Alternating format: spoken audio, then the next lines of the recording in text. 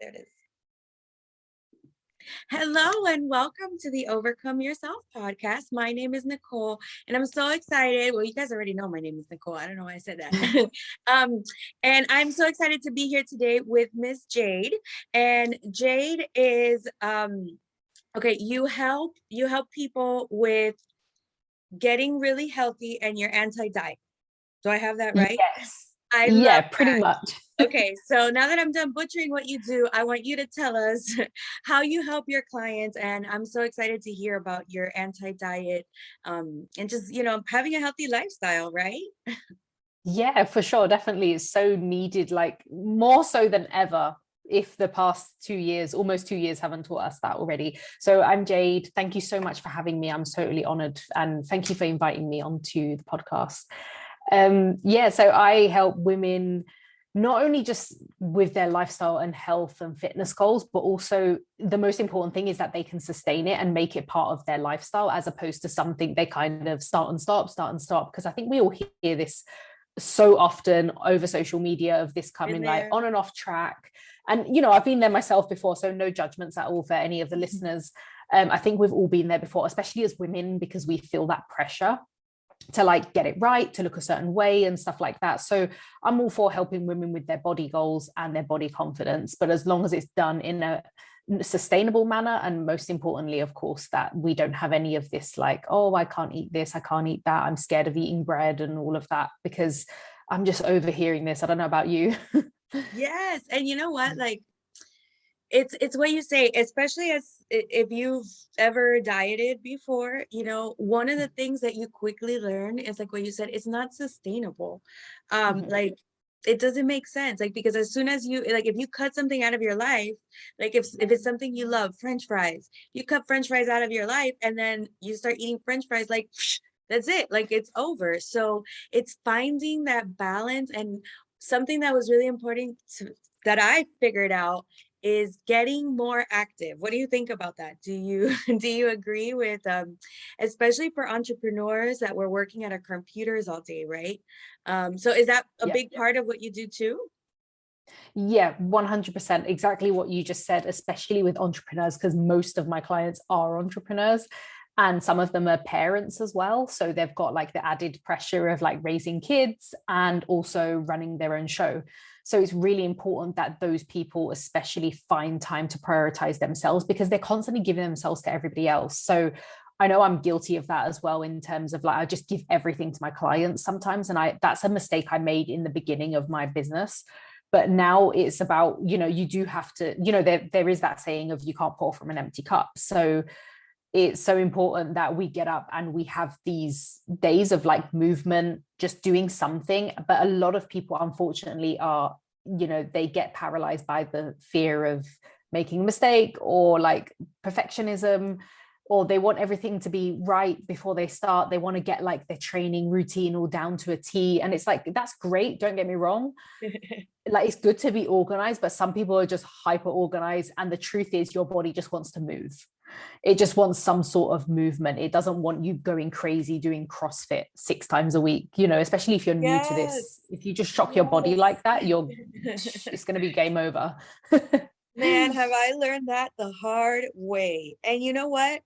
I think this, like what you said, I know that you're talking about health and fitness, but what you said is something that I am preaching to my clients, to the people in my free group all the time. Done is better than perfect. Yes. It doesn't matter. Just get started. So, like, for example, I was like, I don't know what to do to get more active. You know what? Let me go on longer walks with my dog. Like, I'm not running marathons, but I just, started going to the end of the next block instead of the first, you know what I mean? So because done is better than perfect. And then along the way, I'll figure out, oh, let me add some weights or let me do this. But I love that. And it goes right along with, the entrepreneurship journey. This is just something we got to do. We don't have to be good at it at first, but we gotta try. Yeah, exactly. It's all about trying. And what you just said about like, then you added some weights to your workout. That is exactly it. It's all about, like, oh, I'll start with this, then I'll make the intensity, or I'll make it longer.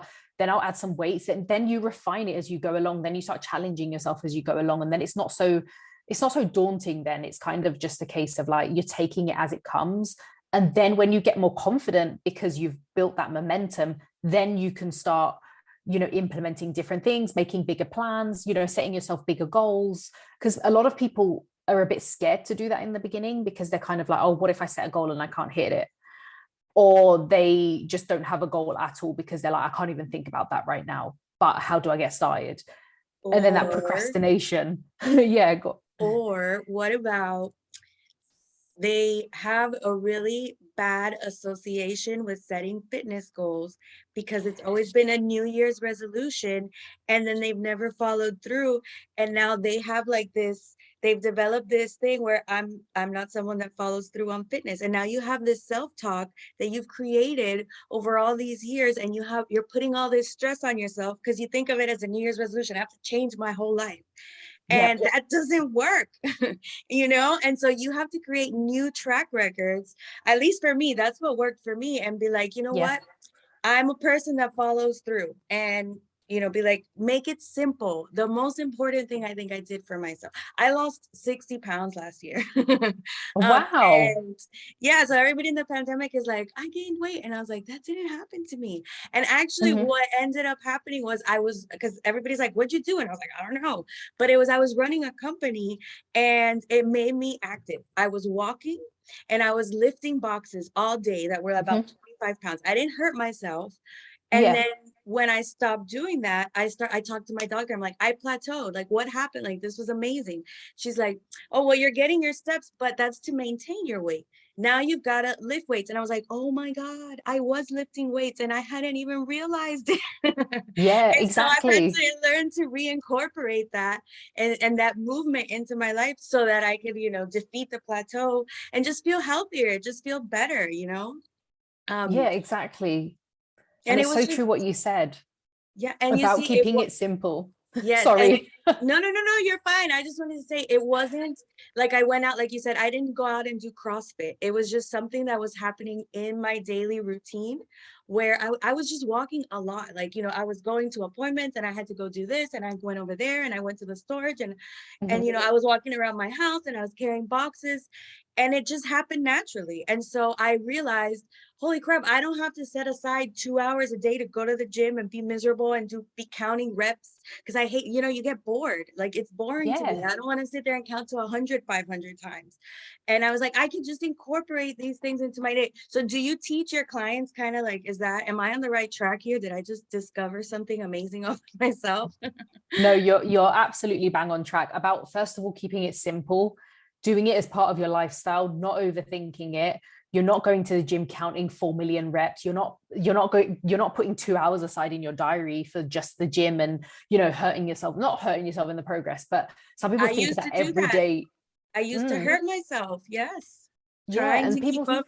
Mm-hmm. people think it needs to be painful. They think it needs to be hard, and it's so simple to just get started, get moving. And then once you're actually in that routine, like you start making a different track record. I think you mentioned track records over a couple of minutes ago about when people start something on New Year's, they're like, oh, well, I'm only a New Year person, and every time I start that, it goes wrong. So they assume every other time is going to go wrong. But then you've set that new track record and been like, well, actually, I managed to do this without even overthinking it. I was just turning up to work. I was just running my own business. I was just running my own show, whatever it is you were doing. And then after that, you were like, oh, actually, I've hit a plateau now. So what do I need to do? Okay, well, we need to challenge ourselves a little bit more. And then that's when you start refining your process. That's Mm-hmm. literally it. I've actually got a 3-step process to coming out of perfectionism. And that is the third point, is refining your process. I love that. Tell me about that. Tell me about what you just said. Give me more. I want So to there's know more. so a lot of women struggle with that perfectionism and being like, oh, I need to have all my ducks in a row before I actually get started. So I created this system where I was like, if you want to get out of that, because some people are aware they're in it and they can't get out of it, and some people aren't aware they're in it yet. So for those who are aware that they're in that perfectionism cycle and they want to get out of it because they're just not getting results, the first step is just identifying, right, what is this actual goal? What do I want? Because a lot of people avoid this part because they're kind of like, oh, well, I don't have a goal, so whatever, I'll just leave it for another day. And they're hoping to like get this inspiration from somewhere. and they're hoping they're going to go through Instagram and find this quote and it's going to get them moving, or someone's going to send them a message and they're going to get up in 5 minutes. So no, set that goal, whatever it is, take the action. That is the most important part. Well, they're all important, but second is just take the action, get moving, do something. If your goal is to lose 10 pounds or 20 pounds, don't overthink this whole long gym routine in your head. Just move, just do. Oh no. All you can do right now, just make sure it's part of your lifestyle and you're not like beating yourself up about it. And the third point is then you refine afterwards. So you'll notice you start seeing changes, and then you're kind of like, actually, I'm going to give myself a bit more of a challenge, because once you're at that third point of refining your routine and, you know, making those little tweaks and changes here and there, you have the confidence in yourself because you've got the track record of actually doing the work. And once you do the work and record the work, you're like, oh, I've actually done this for myself. I'm quite proud. And then you feel more confident actually being a bit more ballsy with your goals. Like, oh, you know what? I'm going to go for, you know, toning up or getting lean or dropping body fat, whatever it is that the goal is from there. Then you redefine it and go, oh, actually, in order to do that, I'll need to go to the gym and start with weights. And then the next challenge is there. But the truth is we're always being challenged in life anyway. So if you just try to avoid it all the time, you're not going to like learn or grow or get anywhere really. And you said something here that is an entire chapter in my upcoming book. The title of this chapter is Motivation is a Lie. Mm-hmm. And I talk about the distinction between inspiration and motivation, and how most people think that motivation is going to strike out of nowhere. That's not true. Inspiration can come out of nowhere. Inspiration is something that can happen. You're inspired, like you had an idea. But motivation, that doesn't come from nowhere. Motivation is kinetic energy. In order to become motivated, we have to get into action. And from that action, motivation snowballs, but it doesn't come from nowhere. And a lot of people are sitting around waiting to get motivated to start a business. Usually I'm talking about this in the business perspective, but I think it aligns so well here, right? And we're 100%. waiting for this motivation. And then you realize, you know, us that have like built our businesses and we've done these things, we realize motivation is something that we have to build up, you know, like, yes. I make the distinction of I'm motivated to lose weight, right? So that's a motivation, but the real motivation is each day is I'm motivated to go to the gym. And it doesn't, you know, if you just wait to get motivated to go to the gym today, it's not gonna happen. Not. You have to get in the gym, you have to get on the treadmill, and then you're 5 minutes, just 5 minutes. I just promised myself just 5 minutes. And then you're there and you're like, you know what? I'm not tired. I could do 5 more minutes, you know? And that's how I've tricked myself sometimes into getting things done. But motivation, that as people know it, is such a big lie. And I love to tell my entrepreneurs, inspiration strikes out of nowhere. Motivation has to be created. It's kinetic energy, and it's only going to work when you work it. What do you think about that? No, honestly, you've just hit the nail on the head. That's exactly it. Motivation is not something that's just gonna, like, I see this in a lot of Facebook groups where people are like, oh, I'm really like demotivated. Can someone help me? Or what shall I do? Or, you know, they're just looking for like a helping hand. And there's a lot of people in the comments who say something along the lines of, it's all about discipline. And okay, there's a place for discipline. I don't really want to go into that right now. But I think when you just say to someone who's really struggling with motivation, yeah, just be disciplined, is hardly helping them, because if anything, that's probably going to make them feel 10 times worse. And they're going to be like, they're suddenly going to think in their heads, oh, actually, I'm not disciplined either. That's another thing I need to be, and another thing that I'm not. So I think when people say that to someone who's struggling with motivation, it's just actually quite degrading in a way.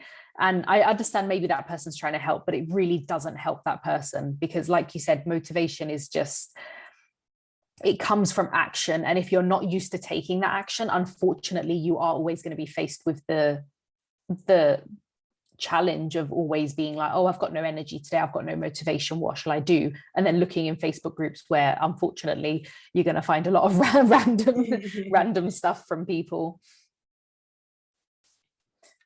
No, so that is that's such a good point. And I think motivation is more um like more related to momentum. We've gotta Mhm. we've gotta grow it and build it up. Such a good point. Now, um I asked you some questions when we were scheduling for our interview, and you mentioned taking control of your disordered eating. So Mhm. when I was growing up, the words anorexia and bulimia were thrown around, and that was something that I went through. Mhm. And so for me, usually it's stop eating, don't eat carbs, don't eat this, don't eat that. But for me, it's been the opposite. So do you have any advice from that side of learning to eat again, learning to love food again? Because that has been a big struggle for me. And a lot of people are like dieting, but I need to add more food, Mhm. instead of taking away. So what advice do you have from that side? Is that something you work with? Um, I can't say it from a professional standpoint of like from someone who's like a psychologist or eating habit professional or anything like that. I can only go off my own experience and the experience that I've had with past and present Mhm, clients. mhm. So I don't want anyone to misinterpret anything that I'm saying, like, oh, she's not a pro or whatever. But it's all about learning to have emotional balance between how you view your food. So for some people, there's a lot of misconception out there about like anorexia and bulimia being, oh, this person doesn't like food. But it's so much more than that. In a lot of cases, is actually about more like binging instead of depriving themselves of food. So it's down to how you view food and the mental side of it. This is why it's so important that people really hone in on their mindsets before they start any kind of healthy lifestyle or healthy fitness regime or anything along those lines, especially if it's something they're not used to or they've not had in their lives before. Then it's really beneficial to kind of look into any kind of thought processes that you might have around food or any assumptions that you might have around training. So, for example, oh, I need to sacrifice all my favorite foods in order to lose weight, for example, or I need to sacrifice all my time to be in the gym in order to like look a certain way. So these are examples of things that come up for people who it's not natural for them in their lifestyle. It's never been part of their lifestyle, but they want to change because change can be, of course, challenging, but it's also the biggest challenge is actually the mindset. It's not so much the food. It's not so much like, oh, I need to learn how to eat better, or I need to learn how to like view food differently or like this food or like that food. A lot of people are like, oh, but I don't like veg, I need to force myself to like it. It's a lot deeper than that. It's actually a mental issue. It's not it just shows physically, but it's actually a mental issue. So it's better to work on how you view food, the emotions around it, learning that it's all about behaviors and habits instead of like, oh, this food is bad or this food is good and stuff like that, because this is just surface level stuff. I love it. And it is incredible how my eating habits did change when I worked on my mindset, and Mhm. how that like food wasn't like villainous anymore, like Yeah. and it's just, like it's food and you understand. And another thing that I had to learn was that I'm in the process of learning is eating for nutrition instead of like for comfort, or Mhm. for like for emotions, just because you like something. And so learning, and but you're right, you're 100% correct that it's all mindset. And I see here in the other question you mentioned healing past traumas, and it's interesting how we develop those habits around food. And one of the things that I remember learning about myself is one of the doctors told me, you know, this is because you feel like you don't have a sense of control. Food is the only thing Mhm. you can control, because I was Yes. really young. And so I was in that phase where I'm not a kid, but I'm not an adult. And, you're like, and so food was the one thing that I could control. Right. And so I wouldn't eat it or I would eat too much. And so the evolution of my relationship with food changed as I worked on my mindset. And I was trying to force myself for these, to eat these foods or to do these exercises. And it wasn't until the mindset work was done that it kind of fell into place. It wasn't something that I had to like really think about. It was kind of like, you know what, I want to eat something healthier today. What other options can I make? How can I make this meal healthier? Instead of frying it, can I, things like that, and making tiny adjustments. So I love that. Okay. And then you have the freebie that you have on spotting the signs of overcoming self-sabotage. Were those the 3 steps that we talked about earlier? No, they weren't. The self-sabotage is something completely different. That's like Okay, so talk 5 to me about spotting the yeah. So the self-sabotage is spotting the 5 signs of how we self-sabotage, because a lot of the time we're not in realization of it, especially if we're new to this. So how to spot the signs, and most importantly, how to actually overcome them as well. And a lot of them we've actually spoken about. A lot of the points, like what the first one is, like you're waiting for everything to be perfect. Relying on supplements, thinking that they're going to like speed up your process or stuff like that, or make you healthier overnight, or stuff like a lot of women rely on the scales to tell them whether something's working or not. And yes, weight loss is an aspect of being healthy. However, it's not the be all and end all. And most of the time, from my experience, the look that women are trying to create aesthetically, you do not need a scale for that, because the scale is just, after a while, it just becomes a hindrance and it starts actually putting you off your training. As long as you're looking the way and feeling the way you want to feel in order for you to be fully confident in yourself and have that body confidence, the scale is literally just, it's a pile of crap. Sorry. Well, no, that makes it's really important to know. And like someone once told me, just remember, muscle weighs more than fat.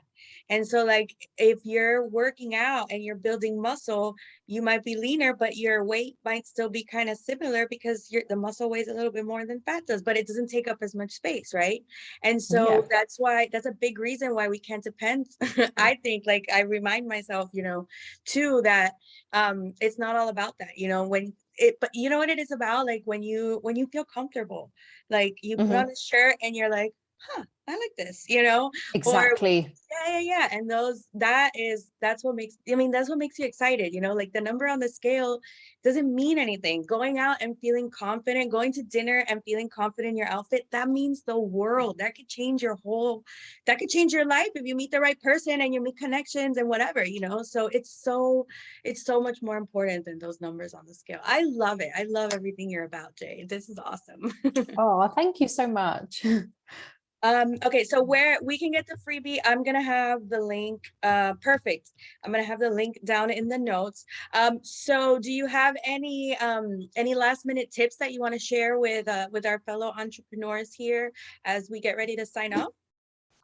Yeah, definitely. Don't let perfectionism get in your way. And if they're an entrepreneur, there's a strong chance they know how that feels, especially running your own show. And take the damn action. And a lot of them, again, will know how to do that, because they would have known that in order to start getting action in their business, they would have had to have just like start imperfect and then make it refined as you go along. So make it perfect as you go along. And by all means, if you are tracking your progress in any way, use a tape measure. It's just so much less hassle. Like I literally use a scale maybe like once a month just to see if I'm in that range still. But otherwise, I usually use my tape measure and just go off that. Cool. Okay, I love it. Yeah. Thank you so much. Oh, Right. thank you. Thanks for having me. No, absolutely. It has been so much fun. I've learned so much. I absolutely love, like I said, everything you're about. And make sure that you check out Jade we'll have the links to so that you can access her, you can talk to her in the show notes. And if you have any questions, her email will be down there as well. So thanks for listening, and we'll talk soon, Jade. I'll see you soon. Speak to you soon. Bye.